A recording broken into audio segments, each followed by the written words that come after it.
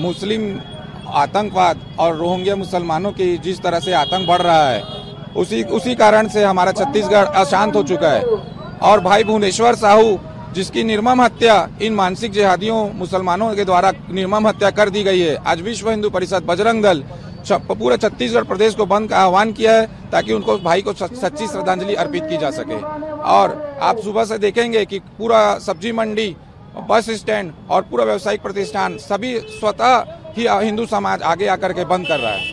पूरा परिचय बेमेतरा के क्षेत्र में और कवर्धा के पूरे क्षेत्र में जिस माहौल को बनाने का प्रयास हो रहा है वहाँ पर, और उसका माहौल पूरे छत्तीसगढ़ में बने, और इसको जिस तरीके से बंगाल के लोग, हमारे पश्चिम बंगाल के लोग हिंदू वहाँ पर परेशान हैं, वहाँ के लोग ला लाकर यहाँ पर रोहिंग्या को बसा रहे हैं, और बसाने के बाद जो घटनाएं हो रही है वह पूरा हिंदू समाज देख रहा है। आज विश्व हिंदू परिषद ने पूरे छत्तीसगढ़ को बंद कराने का निर्णय लिया। यह निर्णय इसलिए आवश्यक था कि इस प्रदेश के अंदर अगर ये रोहिंग्या और जो बांग्लादेशी लोग घुसपैठ करके यहाँ हिंदुओं को प्रताड़ित कर रहे हैं, लव जिहाद के जो कांड बढ़ रहे हैं, और इसके बाद नशाखोरी में भी यही लोग लिप्त है, और जो यहाँ पर हत्याएं हो रही है, यह सारा कांड जो है इस सरकार के संरक्षण में हो रहा है। और विश्व हिंदू परिषद ने जो आज बंद का आह्वान किया, आप सब लोग देख रहे होंगे कि पूरा रायपुर ही नहीं छत्तीसगढ़ बंद है।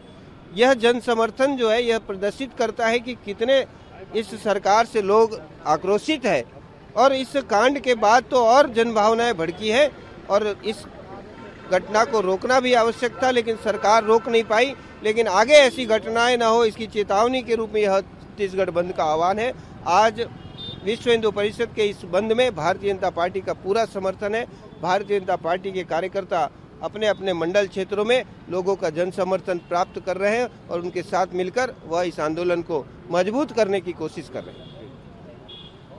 विश्व हिंदू परिषद का छत्तीसगढ़ बंद है, कुछ छुटपुट घटनाएं भी सुबह से देखने को। आज विश्व हिंदू परिषद बजरंग दल के द्वारा जो है बंद का आह्वान किया गया है, जिसके लिए सभी थाना क्षेत्रों में अतिरिक्त पुलिस बल की भी तैनाती की गई है।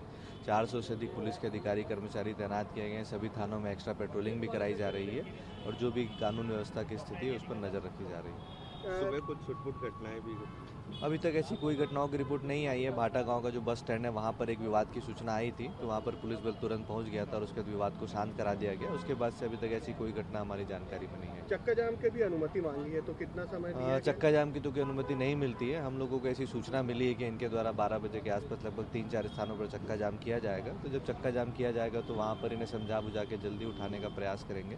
साथ ही उसके लिए रूट को भी डाइवर्ट करने की व्यवस्था हम लोग बना कर रखेंगे।